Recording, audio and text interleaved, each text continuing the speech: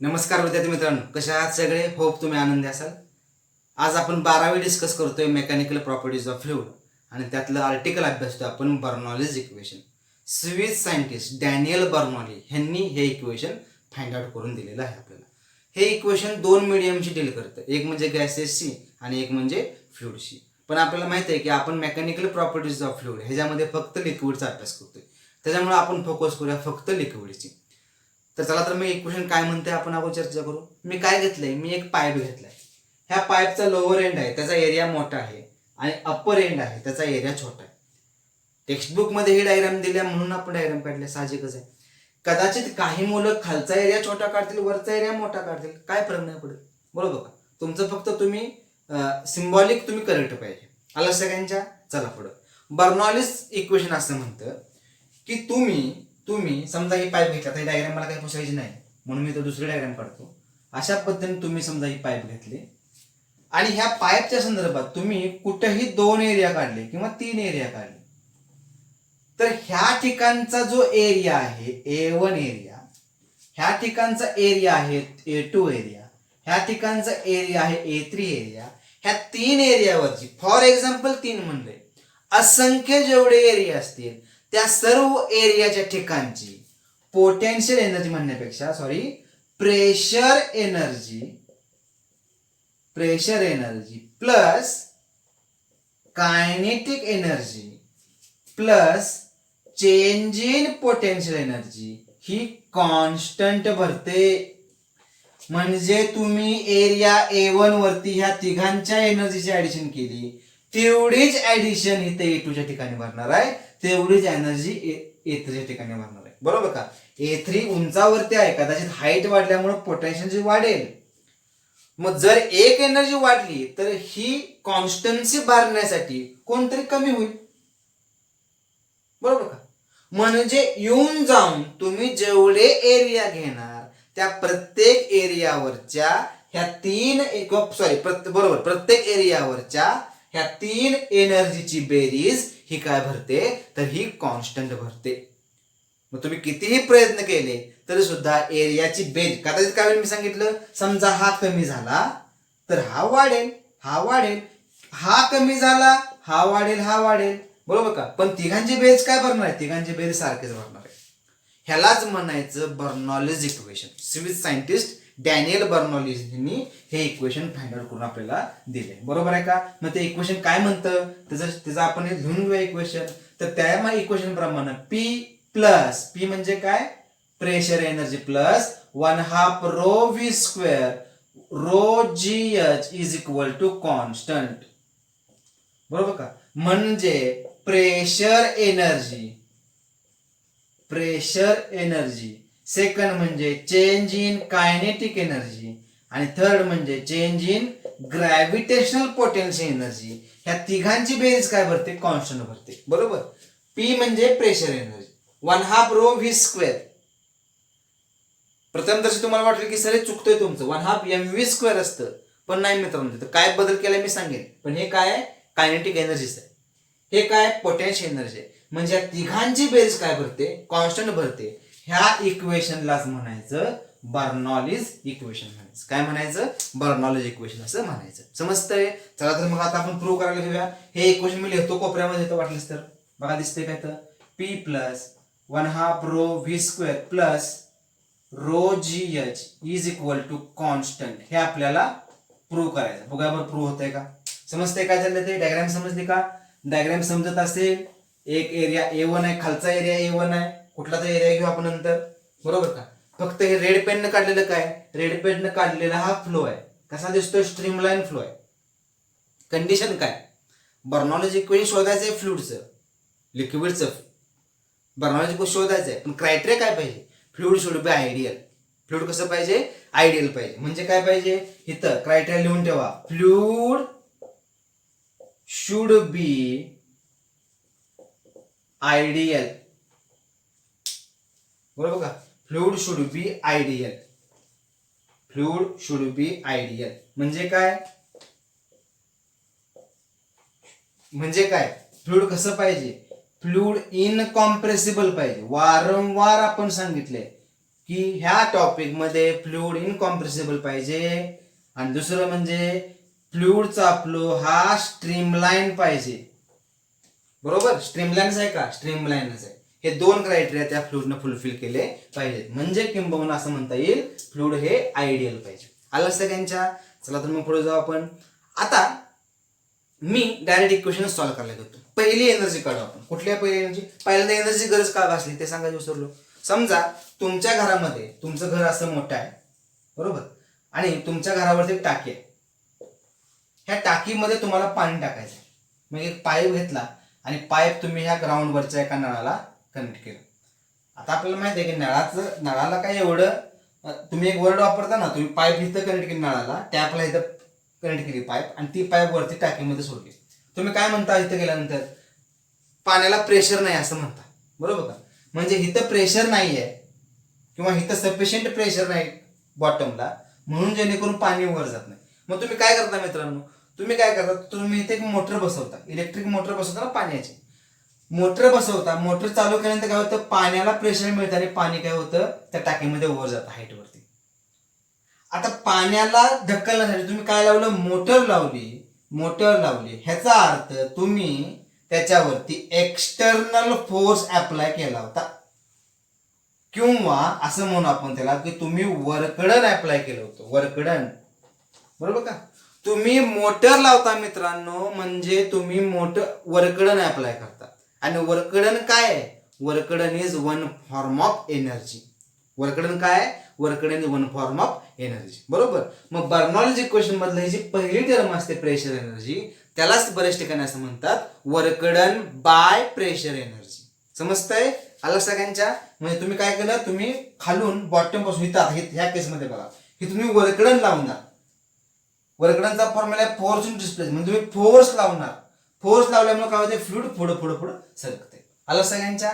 चला तर मग आता आपण इक्वेशन फाइंड आउट करू. होप तुम्हाला समजत असेल, अतिशय चांगल्या पण समजत असेल. ठीक आहे, चला पहिलं इक्वेशन घेऊ आपण.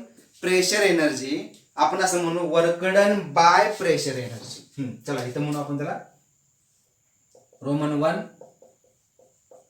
वर्कडन बाय प्रेशर एनर्जी, किंवा ढोबळ मानन त्याला प्रेशर एनर्जी असं म्हणा. समजतंय? चला काय करूया त्यासाठी. पहिली केस अशी म्हणता येईल, फ्लुइडचा फ्लो अभ्यासायचा आहे मला. वेगवेगळे एरिया पाहिजे. समजा फ्लुइड इथं पोचलं फ्लुइड, बरोबर, आणि डेल्टा टी एवढ्या वेळानंतर ते फ्लुइड हे इथंपर्यंत गेलं, बरोबर. डेल्टा टी एवढ्या वेळामध्ये फ्लुइड एवढं गेलं, ह्याचा अर्थ त्या फ्लुइडनं D1 एवढं डिस्टन्स कव्हर केलं.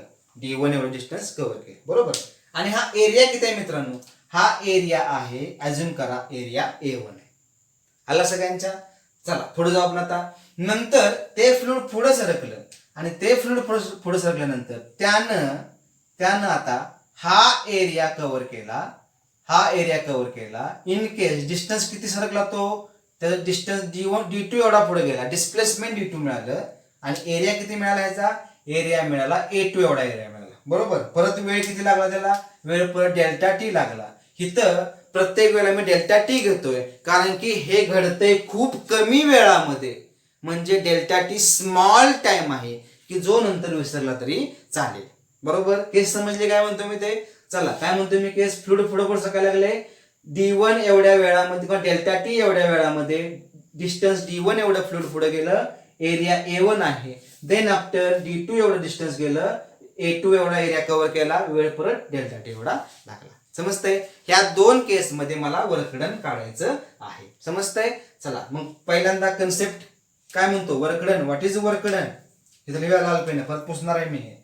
Work done is equal to force into displacement. Standard formula म्हणून आपण त्याला.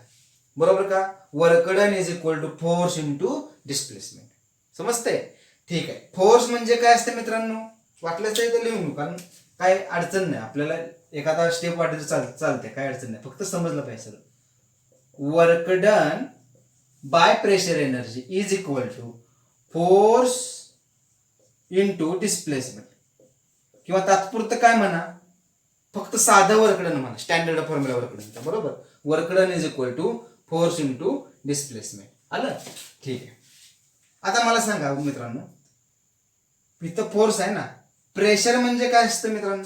Pressure is equal to force per unit area.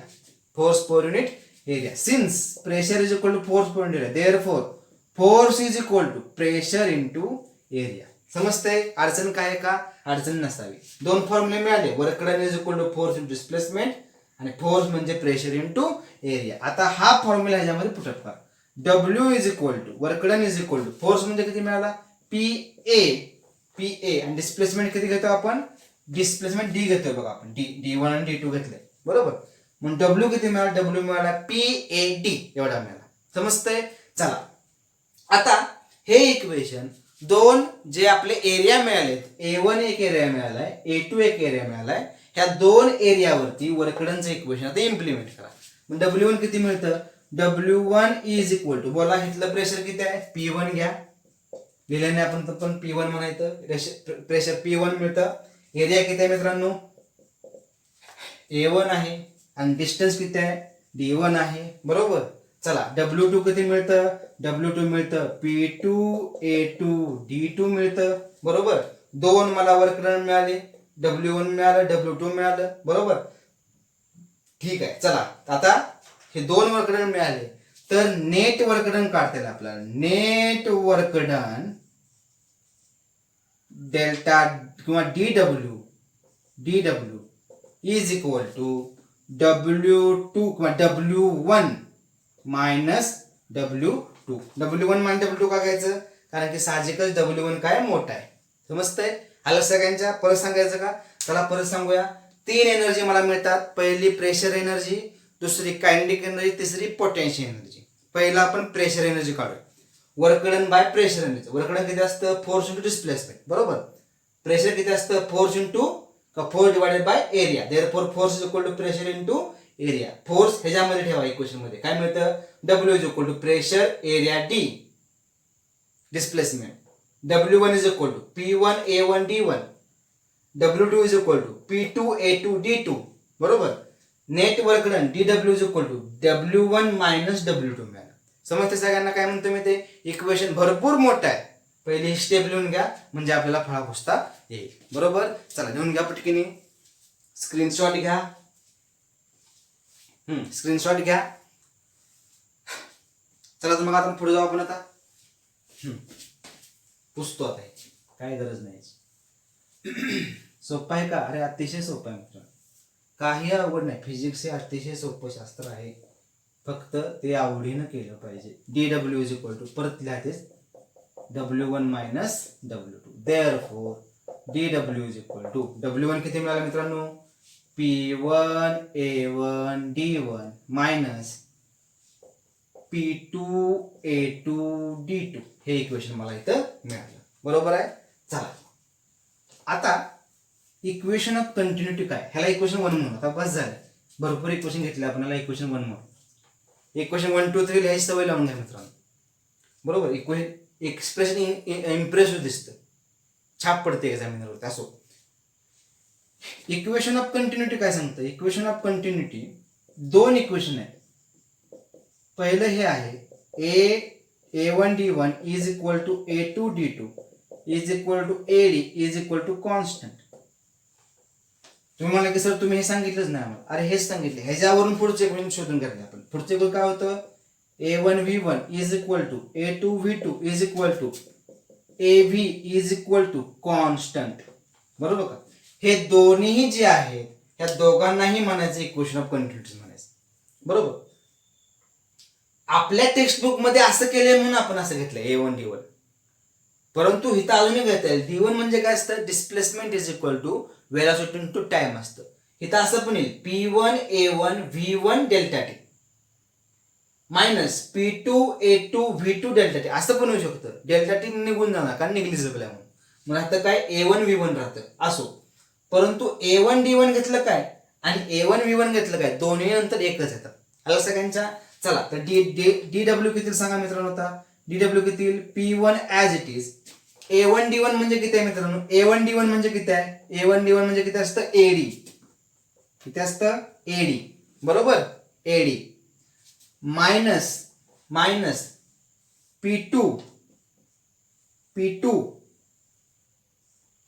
A2D2 किती असणार A2D2 परत एडी असणार का, कारण की इक्वेशन ऑफ कंटिन्युटी प्रमाणे कोणताही एरिया घेतला तर त्या एरियावरचा एरिया आणि वेलॉसिटी काय असतात कॉन्स्टंट असतात. जसं बर्नौलीज म्हणतो ह्या तिघांची बेरीज कुठेही घेतली तर कॉन्स्टंट असते, तसंच इक्वेशन ऑफ कंटिन्युटी सांगतं एरिया आणि D1 ह्या दोघांचा गुणाकार कुठेही घेतला तर कॉन्स्टंट असतो, ॲज वेल ॲज एरिया आणि वेलॉसिटी ह्या दोघांचा गुणाकार कुठेही घेतला तरी कॉन्स्टंट असतो.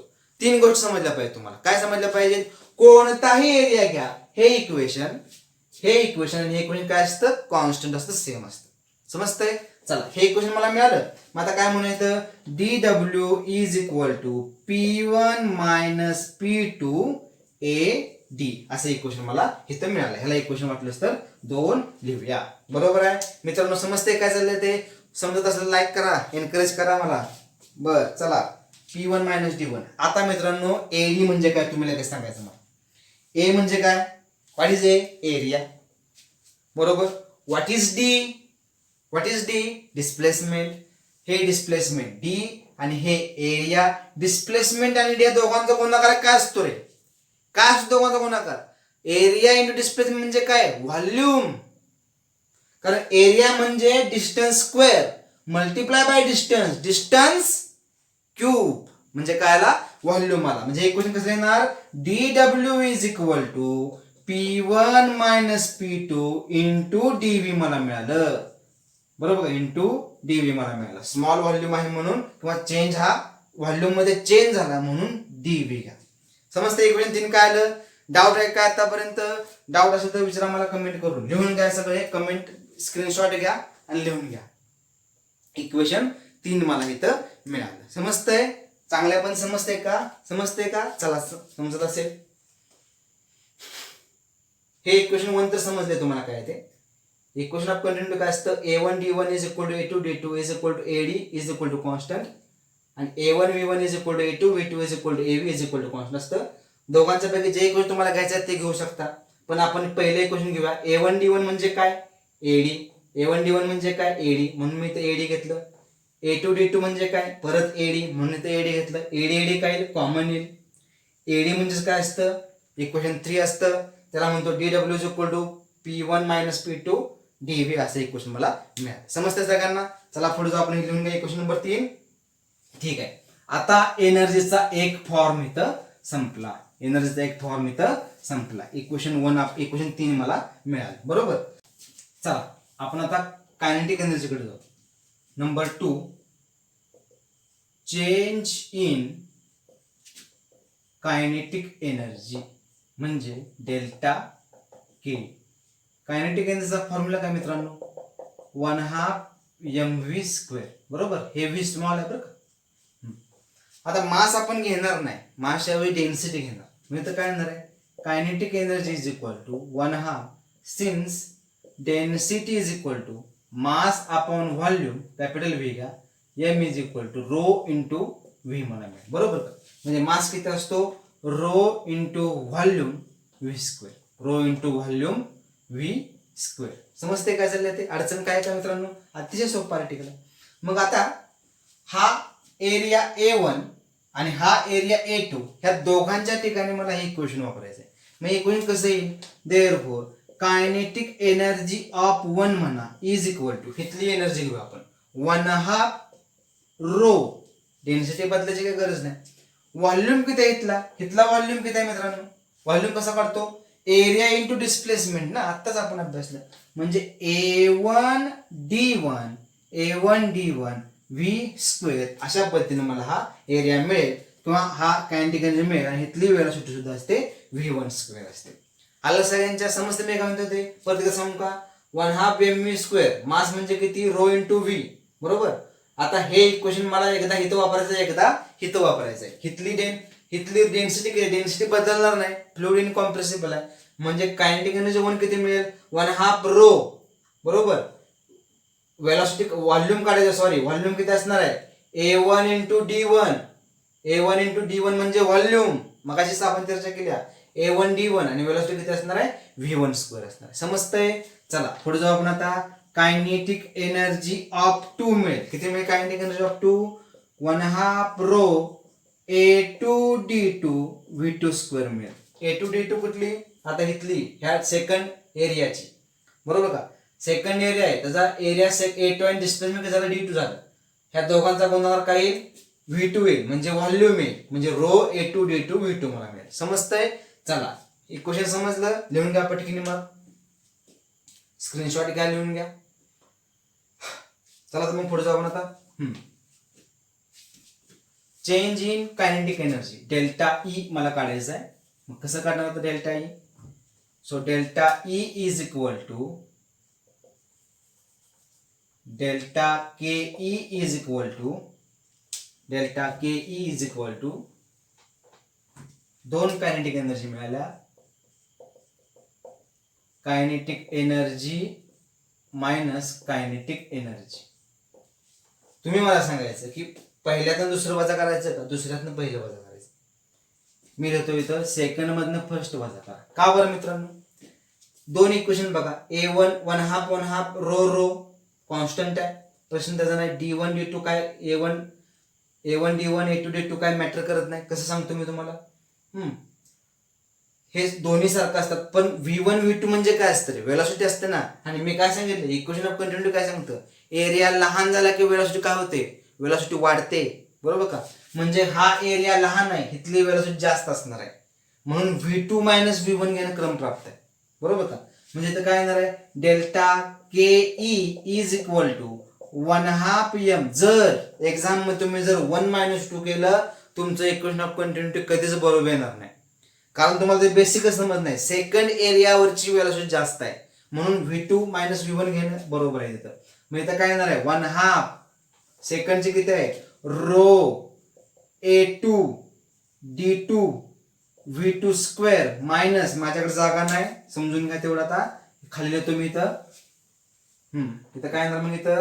इथं येणार आहे 1/2 row A1 D1 V1 square असं मला मिळेल, बरोबर. कॉमन काय काढता याच्यातलं? तात्पुरतं कॉमन काढू आपण. तात्पुरतं म्हणण्यापेक्षा आपण आता अगोदर इक्वेशन ऑफ कंटिन्युटी अप्लाय करू. फ्रॉम इक्वेशन ऑफ कंटिन्युटी दोन इक्वेशन मगाशी लिहिली, आता दोन लिहायची गरज नाही, तुम्हाला समजलं ते. मी डायरेक्ट लिहितो A1 D1 is equal to A2 D2 is equal to AD is equal to काय असतं ते? कॉन्स्टंट असतं, बरोबर का? म्हणजे A2 D2 च्या ऐवजी काय लिहा? AD लिहा. A1 D1 च्या ऐवजी काय लिहा? AD लिहा. म्हणजे काय? डेल्टा के मला मिळेल 1/2 रो A2 D2 किती आहे मित्रांनो? AD V2 square minus 1/2 row, इथलं 1/2 रो A1 D1 किती येणार? A1 D1 AD V1 square असं लिहिलं. समजते सगळ्यांना? होप तुम्हाला समजत असावं. समजलं तर 100% लाईक करायला विसरू नका. आला सगळ्यांच्या? चला आता इथे काय करणार मी? Delta K E is equal to 1/2 rho AD सगळं कॉमन काढतो आणि तिथे लिहितो V2 square minus V1 square. V2 square minus V1 square, बरोबर. हे V1 काय? वेलोसिटी आहे, बरोबर. चला आता इथे काय सांगा मित्रांनो? मगाशी चेंज इन काय लिहिलं तर मी? AD काय लिहिलं तर मग मला चेक करू दे, वहीमध्ये बघतो मी तेव्हा. ADच्या ऐवजी काय लिहिलं तर मी? AD म्हणजेच काय असतं? Delta K E is equal to 1/2 rho. AD म्हणजे काय लिहिलं मगाशी? चेंज इन व्हॉल्यूम ना. V2 square minus V1 square, equation number 4 असं लिहिलं पाहिजे. आला सगळ्यांच्या? समजते काय म्हणतो मी ते? ठीक आहे. का असं लिहिलं रे सांगा? का असं लिहिलं? ए म्हणजे काय? What is a? A is the area. What is D? D is the displacement. Area आणि डिस्प्लेसमेंट काय असतं? व्हॉल्यूम असतो, व्हॉल्यूम, बरोबर. समस्या काय ना काय म्हणतो मी परत सांगतो. कायनेटिक एनर्जी म्हणजे काय असतं? Kinetic energy 2 minus kinetic energy 1. 2 न 1 वजा करा. 2 मला मिळाले, 1 मला मिळाले. इक्वेशन ऑफ कंटिन्युटी काय सांगतं? A2 D2 is equal to A1 D1 is equal to AD. म्हणजे A2 D2 च्या ऐवजी काय घ्या? ADच घ्या. A1 D1 च्या ऐवजी काय घ्या? ADच घ्या, बरोबर. म्हणून AD घेतलं. कॉमन काय करता येईल? 1/2 रो एडी कॉमन काढता येईल, आतमध्ये राहील V2 मायनस V1 राहील, पुढं 1/2 रो डीव्ही येणार, कारण एडी म्हणजे काय असतं DV, V2 square minus V1 square equation 4 मला मिळालं. लिहून घ्या पटकन, स्क्रीनशॉटला वेळ जातो मला, स्क्रीनशॉट घ्या आणि पुढे आपण जाऊया. आता समजतंय? चला.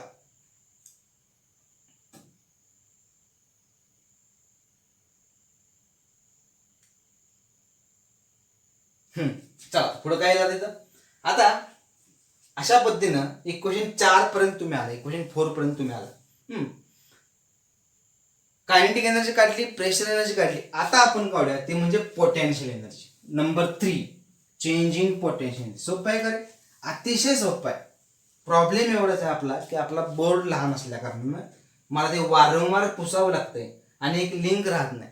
म्हणून मी काय सांगतोय, हे इक्वेशन लिहिताना एक हेल्प करा मला, की तुम्ही स्क्रीनशॉट घ्या, लिहून काढा आणि नंतर व्हिडिओ सुरू करा. त्याशिवाय तुमच्या लक्षात येणार नाही. व्हिडिओ बघताना तुमच्याकडे सर्व इक्वेशन पाहिजेत वहीमध्ये. समजतंय? चला पुढे. आता नंबर 3 ते म्हणजे change in potential energy, gravitational potential energy. Change in gravitational potential energy. पोटेन्शियलचा फॉर्म्युला काय असतो? mgh असतं. m म्हणजे मास, g म्हणजे ऍक्सेलरेशन टू ग्रॅव्हिटी, h म्हणजे काय? हाईट. हाईट कुठली? ग्राउंड पासूनची त्याची हाईट घ्यायची. बरोबर. आता समजा मी इथं ग्राउंड असं पकडलं, हा ग्राउंड आहे इथं, हा जो एरिया A1 आणि एरिया A2 घेतो आपण, 2 एरिया घेतलेत. बरोबर का? मग एरिया A1 किती लांब आहे ग्राउंड पासून? तर तो H1 एवढ्या उंचावरती आहे. आणि एरिया A2 किती लांब आहे ग्राउंड पासून? तर तो H2 एवढ्या उंचावरती आहे. बरोबर. मग हिथली पोटॅशियम एनर्जी घ्यायची आणि हिथली पोटॅशियम एनर्जी घ्यायची, दोघांची वजाबाकी करायची. चेंज म्हणजे मायनस करायचं. बरोबर का? ठीक आहे. आता इथं पोटेन्शियल एनर्जी ऑफ 1 मिळेल, mgh1 मला मिळेल, आणि पोटेन्शियल एनर्जी ऑफ 2 मिळेल, mgh2 मिळेल. बरोबर. Delta potential energy is equal to potential energy minus potential energy. तुम्ही मला सांगायचं 1 मधून काय करूया सांगा. इथं 2 मधनं 1 वजा करूया का 1 मधनं 2 वजा करा? कशातनं काय वजा करायचं? साहजिकच m आणि g काय बदलणार ना, ते कॉन्स्टंटच आहे. बदलतं काय? फक्त हाईट बदलते. बरोबर का? दिसताना काय दिसतं? H2 मोठा आहे ना H1 पेक्षा, म्हणजे नक्कीच इथं 2 - 1 करायला पाहिजे. बरोबर. म्हणजे इथं किती येतं? mgh2 minus mgh1, mgh2 minus h1. अशा पद्धतीनं डेल्टा पोटेन्शियल एनर्जी मला मिळेल. बरोबर का? ह्याला इक्वेशन नंबर, थांबा जरा, इक्वेशन 4 म्हणले, अजून एक इक्वेशन कन्वर्ट करू आपण. इथं मास म्हणले. मास म्हणजे काय मित्रांनो आता सांगा? लिहून घ्या, स्क्रीनशॉट घ्या, लिहून घ्या. घेतलं स्क्रीनशॉट? चला पुढं. आता इथं काय येईल सांगा. हा, मास तर काय घेत नाही आपण, म्हणजे काय येणार इथं? Therefore delta PE is equal to काय येणार आहे? Row dv g h2 minus h1 मला इथं मिळेल. सिन्स परत ते density is equal to mass upon volume, mass is equal to density into volume. म्हणजे मासच्या ऐवजी काय घेतलं पाहिजे? डेन्सिटी इंटू व्हॉल्यूम घेतलं, डेन्सिटी इंटू डीव्ही. समजते? अडचण का आतापर्यंत? अडचण नसावी. ह्याला इक्वेशन नंबर 5 म्हणूया. खूप सोपं आहे, अतिशय सोपं आहे, काही अवघड नाही. आलं लक्षात सगळ्यांच्या? चला स्क्रीनशॉट घ्या, लिहून घ्या पटकन. सोपं आहे खूप. चला आता आपण पुढे जाऊ. आता काय करूया, हे आता मला काय बाकीचं काय नको, डायग्राम पण नको, डायग्राम पुसतो. इक्वेशन माझ्याकडे लिहून ठेवलेत वहीमध्ये मी, त्यामुळं काय अडचण नाही आपल्याला, कुठं आपलं थांबत नाही. तुमच्याकडे मात्र इक्वेशन असतील, काय चुकत असेल तर मला अवश्य सांगा. बरोबर. आता जे लिक्विड बॉटम पासून वर गेलं त्या ठिकाणी बर्नॉलीज इक्वेशन कसं प्रिन्सिपल ऍक्ट करतं किंवा बर्नॉली इक्वेशन कसं ऍक्ट करतं? 2 पद्धती आहेत काढण्याचे इक्वेशन. पहिली पद्धत आहे ते म्हणजे conservation of energy. Conservation of energy अतिशय सोपं, पण आपण आता हे अभ्यासणार नाही. आणि दुसरं म्हणजे वर्क एनर्जी थिअरम. हे आपण आता अभ्यासतो, हे अभ्यासणार नाही. आपल्या जुन्या सिलेबस मध्ये हे होतं. पण आता त्यांनी वर्क एनर्जी थेरम प्रमाणे घ्यायला सांगितले. काय हरकत नाही, दोन्ही सोपं आहे. पण ह्यानं लगेच येतं, ह्याला जरा वेळ लागतो. ठीक आहे. आता हे वर्क एनर्जी थेरम नेमकं आहे काय? So according to work energy theorem delta काय म्हणले तिथं आपण पी म्हणले ना, delta W net work done, बरोबर आहे. Delta W is equal to delta kinetic energy plus delta potential energy. अशा पद्धतीने हे वर्क एनर्जी प्रिन्सिपल आहे. बरोबर, ठीक आहे. डेल्टा वर्क डन म्हणजे नेट वर्क डन काढले आपण. किती काढलं नेट वर्क डन? इथं माझ्या लक्षात आहे, चुकलं तर मी बघेन नंतर. P1 मायनस P2 आणि ते किती मिळतं? dV मिळालं होतं. आलं सगळ्यांच्या समजते काय झालं ते? ठीक आहे, चला पुढं. डेल्टा कायनेटिक एनर्जी किती मिळालं होतं आपल्याला? 1/2 rho dV V2 minus V1 इथं स्क्वेअर मिळालं होतं. दोघांचा स्क्वेअर मिळाला. बरोबर आहे, चुकत असेल तर बघा. Plus row dV into H2 minus H1 असं आपल्याला मिळालं होतं. थांबा मला चेक करू दे. P1 मायनस P2 dV बरोबर आहे. त्यानंतर 1/2 row dV V2 minus V1 अगदी बरोबर. रो हा इथं बघा, इथं मला वाटतं की M रो VGH इथं G राहतं आपलं, G रो G. आता बरोबर आहे. चला वहीमध्ये तुम्ही चेक करा बरोबर आहे का ते बघा. अशा पद्धतीनं हे इक्वेशन मी इथं लिहिलं. बरोबर. काही ठिकाणी, काही टेक्स्ट बुक मध्ये, काही रेफरन्स बुक मध्ये सरळ डेल्टा व्ही घालवून टाकले. बरोबर का? पण इथं आपण असं घेऊया, जर हे इक्वेशन त्या एखाद्या विशिष्ट ट्यूब साठी असेल तर हे इक्वेशन मला मिळेल. आता हेच इक्वेशन जर एखाद्या मोठ्या समुद्राचं असेल, एखाद्या मोठ्या टाकीचा असेल, एखाद्या मोठ्या तलावाचा असेल, नदीचा असेल की जिथं खूप मोठा व्हॉल्यूम आहे, तिथं काय करायला पाहिजे? प्रत्येक वेळेला डिवायडेड बाय व्हॉल्यूम करायला पाहिजे. पर युनिट व्हॉल्यूमचा विचार केला तर म्हणजे प्रत्येक ठिकाणी डेल्टा व्ही न त्याला डिवाइड करा. हे जे डेल्टा व्ही ने डिवाइड करतोय ते प्रॉपर फिजिक्स आहे. म्हणजे मित्रांनो, तुम्ही डेल्टा व्ही ला डेल्टा व्ही घालवत बसू नका. बरोबर आहे ते सुद्धा, परंतु तुमचा कन्सेप्ट इथं तुम्हाला क्लिअर होणार नाही. जर मी एखाद्या मोठ्या व्हॉल्यूमचा विचार करत असेल तर मला पर युनिट व्हॉल्यूम घेतलं पाहिजे. बरोबर का? आता डेल्टा व्ही ला डेल्टा व्ही कॅन्सल करा, पुढे जाऊ आपण आता. Therefore P1 minus P2 is equal to 1/2 rho V2 square minus V1 square plus rho G H2 minus H1 हे इक्वेशन मला मिळेल. ह्या इक्वेशनला पुढचा जो काही नंबर आहे तो द्या. समजतंय? डाऊट काय आतापर्यंत? अडचण काय आतापर्यंत? नसावी, नसलेली चांगले. स्क्रीनशॉट घेताय? घ्या मग स्क्रीनशॉट घेऊन घ्या. मी इकडे जातो जरा, म्हणजे दिसतो तुम्हाला. स्क्रीनशॉट घ्या, इथला नंबर तुम्ही टाका. आता रिअरेंज करू. चला रिअरेंज करूया. काय रिअरेंज केल्यानंतर मग बोला. रिअरेंज करू. P1 minus P2 is equal to, आत मल्टिप्लाय करा, 1/2 rho V2 square minus 1/2 rho V1 square, 1/2 rho V2 square minus 1/2 rho V1 square plus rho G H2 minus rho G H1. किती सोपं आहे बघा. आला सगळ्यांच्या. आता काय करा, 1च्या स्टेप सगळ्या एकत्र आणा. ही एक इकडं आणूया आणि हे 2चं आहे ते एकत्र करू. बरोबर का? वाटलं तर वेगळं साइन करतो. हे 2चं एकत्र करा. बरोबर, 2चं एकत्र करा, 1चं एकत्र करा. काय येतं बघा.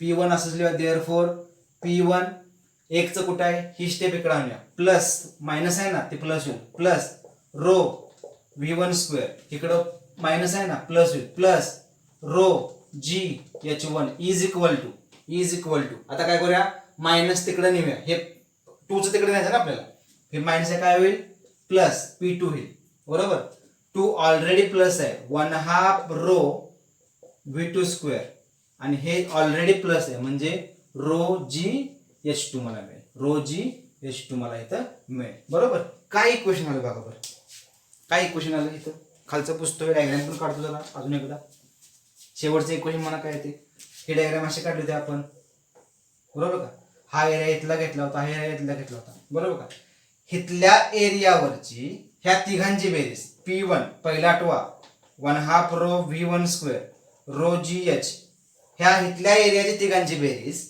आणि इथल्या एरियाच्या तिघांची बेरीज काय भरत्या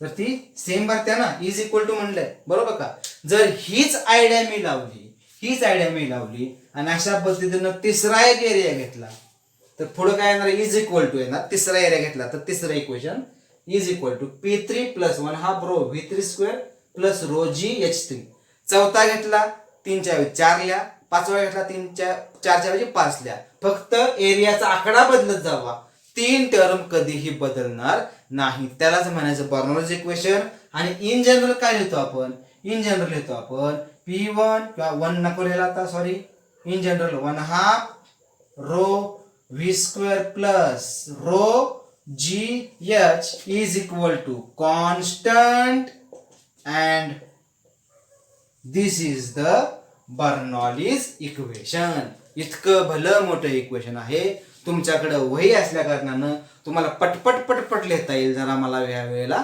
भरपूर वेळ लागला कारण की इक्वेशन रिअरेंज करायला वेळ लागतो समजतंय ठीक आहे अशा पद्धतीनं बर्नॉलीज इक्वेशन समजा आपलं हे जर तुम्ही लिहून घ्या हे स्टेटमेंट मी लिहून घेतो बरोबर का म्हणजे आपला वेळ वाचेल लक्षात ठेवायचं मित्रांनो तुम्ही जर वेलॉसिटी घ्यायला चुकला v1 मायनस v2 का v2 minus v1 h2 minus h1 का h1 मायनस h2 हे जर चुकला तर 100% तुमचं कधीच बरोबर नाही त्याच्या लक्षात काय ठेवायचं एरिया लहान वेलॉसिटी जास्त हाईट मोठी आहे h2 मायनस h1 घ्यायला पाहिजे समज सगळ्यांना होप तुम्हाला अतिशय चांगल्या पण समजत असेल तुम्ही हा स्क्रीनशॉट घ्या तोपर्यंत मी काय करतो तोपर्यंत मी हे सगळं लिहून काढतो समजतंय चला तर स्टेटमेंट लिहून ठेवलंय मी इक्वेशन लिहून ठेवलं पहिल्यांदा P plus 1/2 rho v2 plus rho GH is equal to constant काय सांगते इक्वेशन मी मगाशी सांगितलं की मी वर्कडन नाही घेतलं मी वर्कडन डिवाइडेड बाय व्हॉल्यूम घेतलाय so work done per unit volume of the fluid by the surrounding fluid is equal to sum of the changes in kinetic energy and potential energies per unit volume that occur during the flow बरोबर का change म्हणजे काय तर आपण difference घेतलाय म्हणजे जेव्हा तुम्ही येऊन जाऊन काय असतं की चेंज घेतो म्हणजे तुम्ही जेव्हा चेंज आहे ती टर्म आली गेल्यानंतर प्लस आणि मायनस होत असतं इथं प्लस आहे जर तुम्ही मला कसं चेंज कुठं आला मग लक्षात काय ठेवायचं work done per unit volume is the sum of kinetic energy plus potential energy per unit volume of that fluid म्हणजे आपण प्रत्येक वेळेला त्या तीन एनर्जीला वर्कडनला पोटेन्शियल एनर्जीला आणि कायनेटिक एनर्जीला आपण काय केलं डिवाइड केलं व्हॉल्यूमनं आणि ह्या पोटेन्शियल एनर्जी आणि कायनेटिक एनर्जी बेरीज ही किती भरत असते तर ही त्या प्रेशर एनर्जीच्या किंवा वर्कडनच्या एवढी भरत असते आला सगळ्यांच्या so this is the Bernoulli's equation in detail अतिशय चांगल्या आपण समजून सांगण्याचा प्रयत्न केला असेल थोडंसं काय चुकलं असेल तर मला काय चुकलं सांगा समजलं असेल तरी पण मला सांगा व्हिडिओ शेवटपर्यंत बघितल्यापर्यंत धन्यवाद पुढच्या व्हिडिओ लेक्चरमध्ये आपण ह्या बर्नॉलीज प्रिन्सिपलची किंवा बर्नॉलीज इक्वेशनची आपण ॲप्लिकेशन अभ्यासतोय application concerning only fluid and fluid is the liquid समजतंय व्हिडिओ शेवटपर्यंत बघितल्याबद्दल तुम सगळ्यांचा आभार मानतो आजचे दिवस आपण इथंच थांबतो धन्यवाद